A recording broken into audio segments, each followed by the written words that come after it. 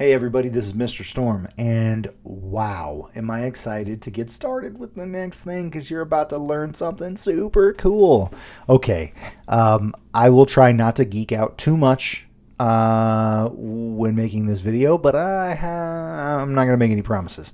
Okay, what we're going to do today is we're going to learn about Unity, which is my favorite game development platform. I love it so much. And we're actually going to talk about how to install Unity.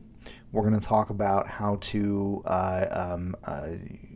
get a license for Unity. We're going to talk about how to start a new project, all that stuff.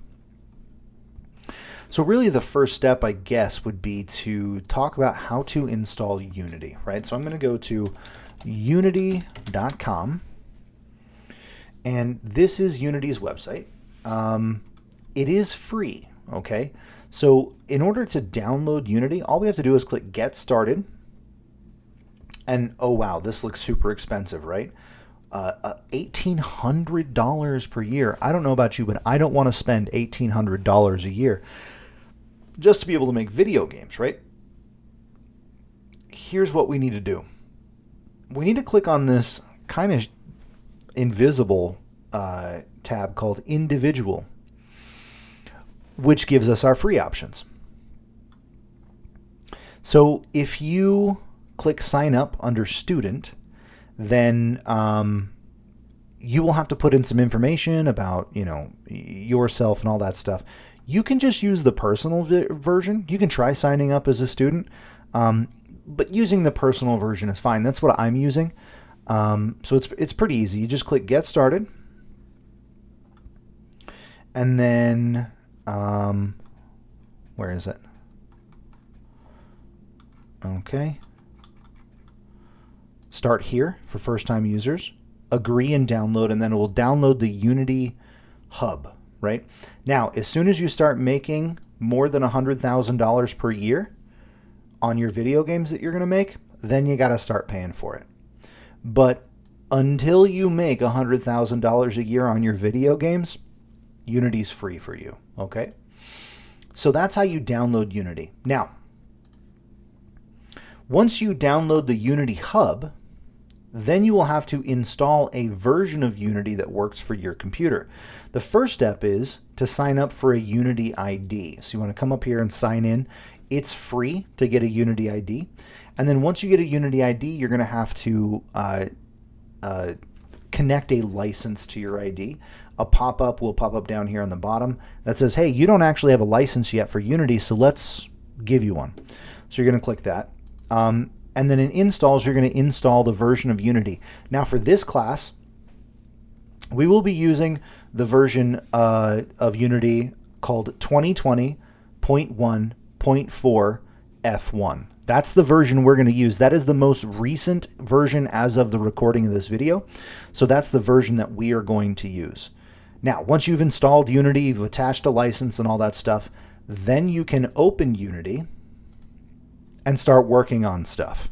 This is a game I was working on during the summer called Keeper of the Flame, and it was just a fun little project I was working on, just trying to, expand my horizons a bit. Now, this is a pretty complex project. This is more complex than anything that we'll be making in class together, and it's not even close to being finished. So, this is just an example of the kind of thing you could do. So I have some art assets here. I've built this basic level. If we zoom in here underneath the camera, you can see my character. Let's just play the game, and I'll just show you. So this is essentially how my game looks in Unity right now. I've got a little village, and I've got some chests here, and I can move around in the level, and I'm blocked from being able to go certain places, and I can go up ladders. And so again, this was probably an afternoon of work, just kind of dorking around with it, seeing what I can do. And this is about as far as I got. And most of that was making the art assets anyway. Once you learn how to build things in Unity, it gets incredibly easy. So let's talk about Unity, all the panels and all the buttons and all the things that you need to click and move and touch and feel and all that stuff. Let's talk about that right now. So Over here in the very top, we have our File, Edit, Assets, Game Object, Component, Window, and Help. These are your basic file menu options that you would see in most most applications. File is where we're going to save projects, open new projects, change our settings, all that stuff. In Edit, we have a bunch of edit options, stuff you'd normally see in Edit, like copy and paste. We have project settings, preferences, and so on and so forth. These are more specific to, like preferences, for example, is more specific to the editor itself. And we're going to talk a bit more about that as we dig into it. Assets, this is where you can import or export assets to and from Unity. You have game object options here. We can create new game objects. We can create a 3D or 2D game objects, empty game objects, stuff like that. Components are things that we can attach to game objects to give them more functionality. For example, if I have a game object and I want to add a particle effect system to that object, then I can. If I want to add an audio listener to that object, then I can. Over in Windows, we can open up new panels, we can move panels around, that kind of stuff. We can choose a specific layout for Unity, for example, 2x3, which looks like this. I don't really like it very much. We can go to 4 split. We could go to, let's do default, which is how I had it before. And for some reason it minimized. Actually, that's not how I had it before. Now the nice thing about Unity is you can always just click and drag stuff. So for example, I don't like my project window to be, I like it nestled into there, and I'll bring my console up next to it.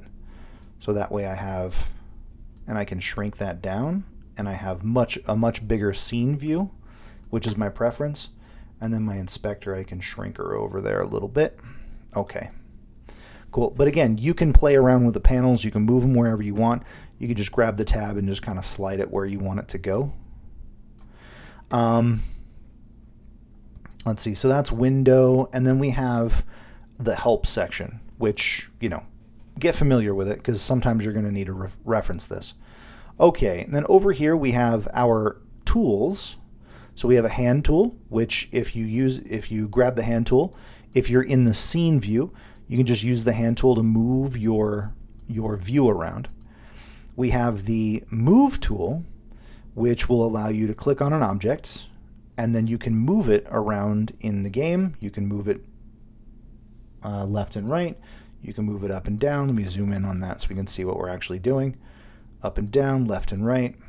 Or if we want to, we can actually grab this little box here and just move it wherever we want. It's pretty good stuff. We also have the rotate tool, which allows us to rotate stuff. So it's kind of hard to see. Let's move them over here. Maybe the rotate will be easier. There we go. It's a bit easier to see. So you can see I have this blue circle, and then I have this red line and this green line.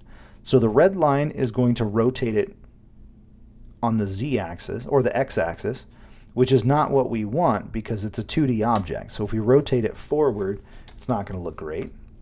The green line will rotate it on the y-axis, which again, we don't want to rotate it on the y-axis. That's not going to look great. What we want to do is we want to rotate on the z-axis, which is this blue outline. So we can rotate like that. We can rotate and then rotate it all the way around. I'm going to put that back to 0. Okay, so that's the rotate. We also have the scale tool. Scale tool will allow me to grow or shrink my objects just by clicking on stuff. That's pretty fun. I'm going to hit Control Z and Control Z to make it back to its original. We also have the rect tool. The rect tool is short for rectangle, not I wrecked him. I just said rectum. It's not for you got wrecked. It's because it's a rectangle.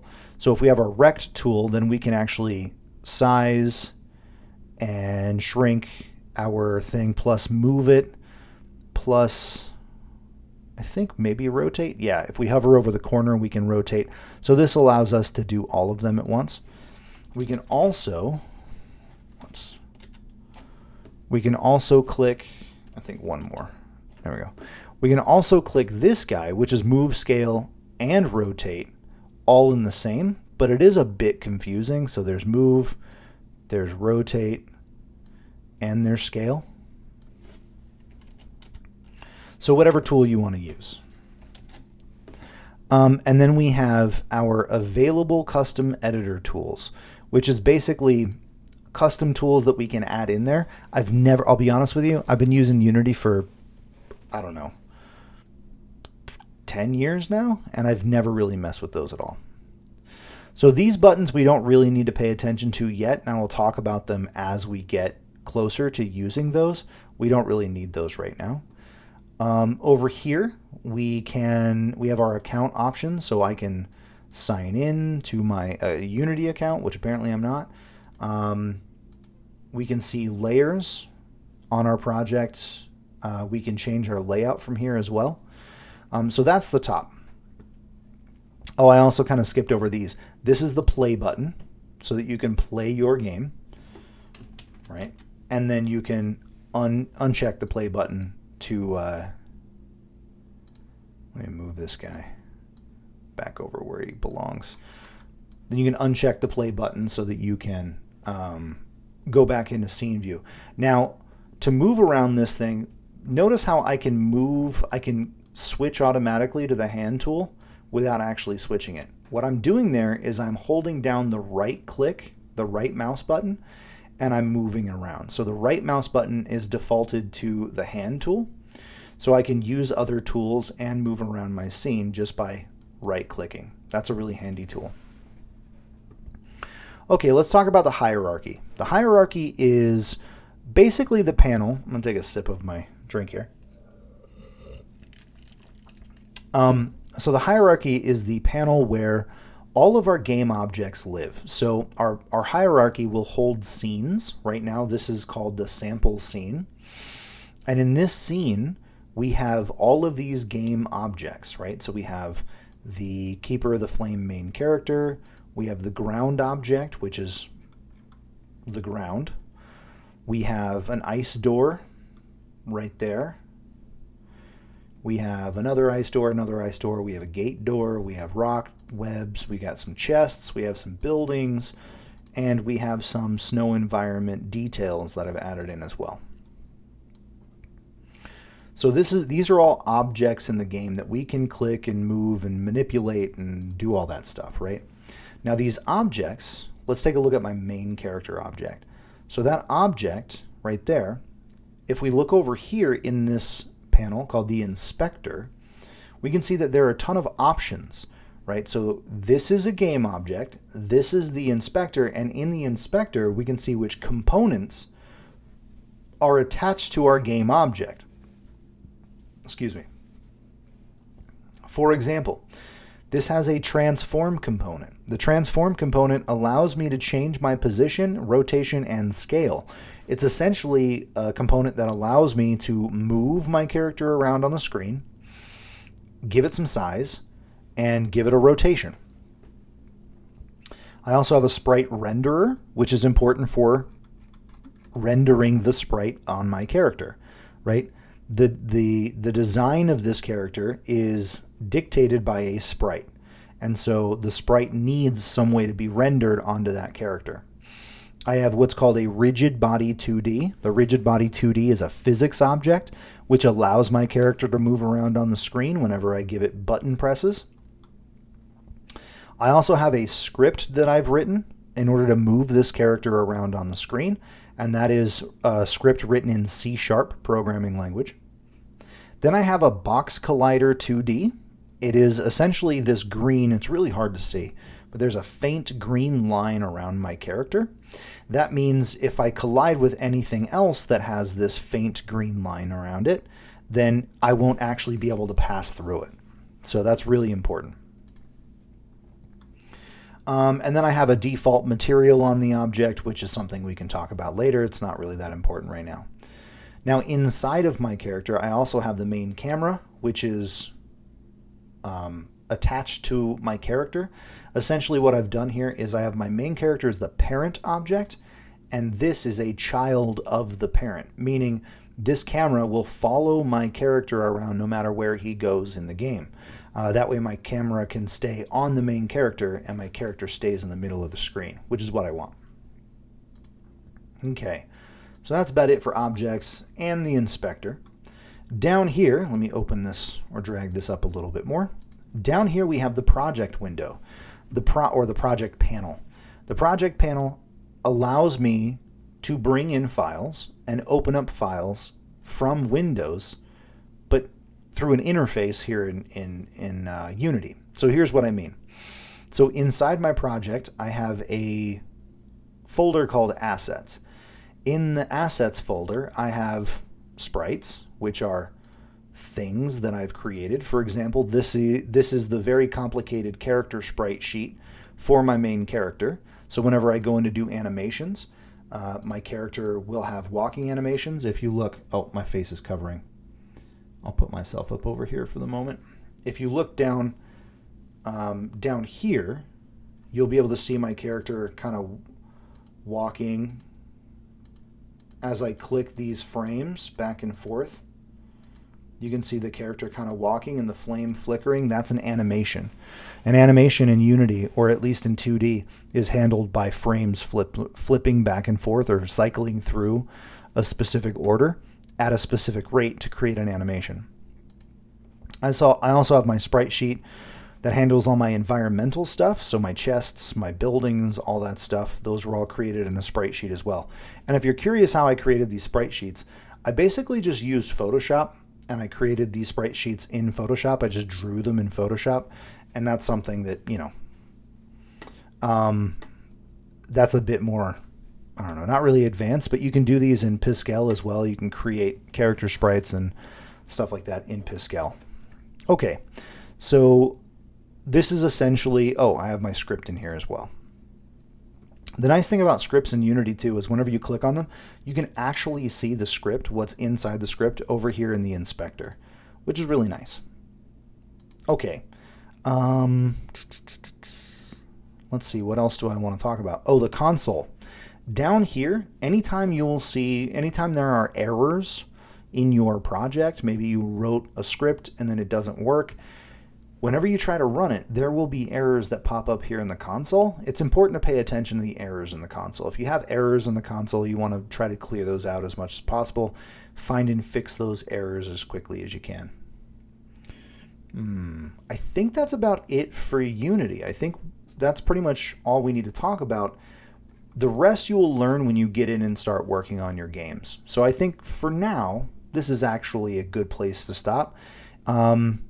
Oh, actually one more thing I want to show you. So up here in the scene view, so this scene view is where we can build our game, right?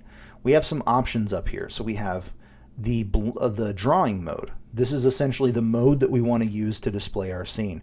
Right now it's in shaded, which will accurately show all of my artwork, but I can go into wireframe mode, which doesn't look great. But if I'm working on a 3D game that has a bunch of polygonal art assets, then I can actually use that. Shaded wireframe will show me both views. I'm going to just keep it on shaded. You can also look at render paths, shadow cascades, overdraw, the alpha channel, mip maps, sprite masks. You can show all kinds of stuff. This is just basically how your game looks when you're working on it. Let's go back to shaded. Here you can switch from 2D to 3D. Oh, hello. That was crazy. So now I'm in 3D, and notice that all of my game objects, they live on this 2D plane because that's how I built the game. But now I'm in 3D space and I don't know what to do, right? So I'm going to go back to 2D there because that was a bit mind-breaking. Here I can toggle the lighting in the scene. Now this is more important for 3D because, I mean, 2D games don't really have lighting, they just have color. But in a 3D game, you'll have a bunch of different lighting systems, and so you can toggle the lighting on and off. I can toggle the audio on and off, so if I have music in this game, I can toggle that on and off. I can toggle on the skybox, fog, other atmospheric effects that maybe I don't want to run all the time. Let's see. I can turn on and off hidden objects, so you can hide objects so that you can't actually see them in the game, but you can turn them. Yeah, that's a thing that we'll probably talk about later.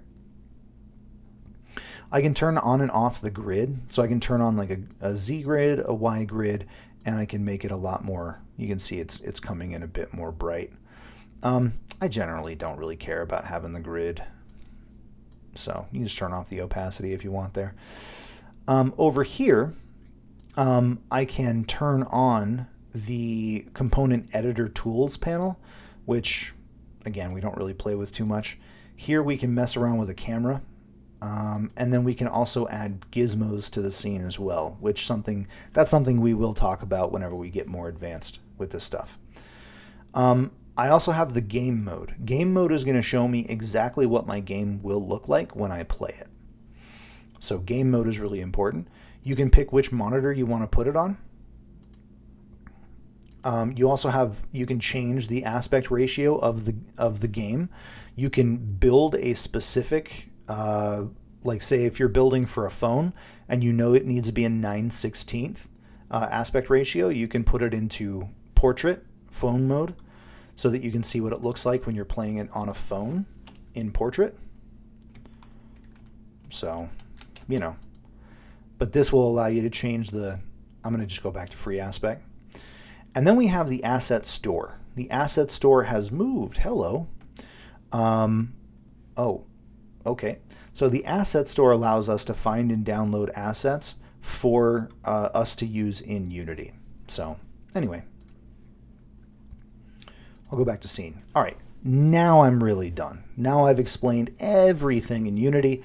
And just like with every other piece of software, this will become a lot more easy to understand the more you do with it. So the more you play with it, the more easy it's going to be to understand.